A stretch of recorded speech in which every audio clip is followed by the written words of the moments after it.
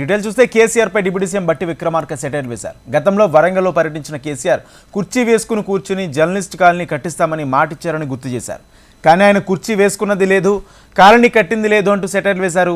దావత్ ఇద్దామంటే కేసీఆర్ కనిపించడం లేదని వ్యంగ్యాస్త్రాలు సంధించారు బట్టి విక్రమార్క.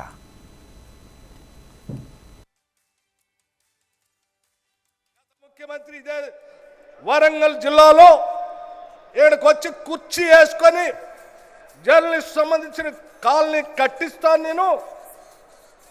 నేను మళ్ళీ వస్తాను, నాకు దావత్ కూడా చేయాలని నేనే కుర్చీ వేసుకొని కట్టిస్తా అని చెప్పి మాటలు చెప్పిపోయాడు.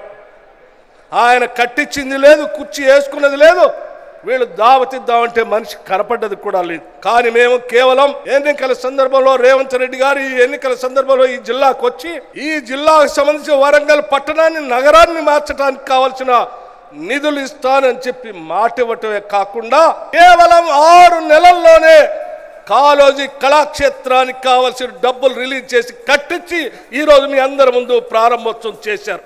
ఇది కాంగ్రెస్ ప్రభుత్వం యొక్క నిబద్ధత, ఈ ప్రభుత్వం యొక్క సంకల్పం అని సందర్భంగా మనం చేస్తా ఉన్నాం.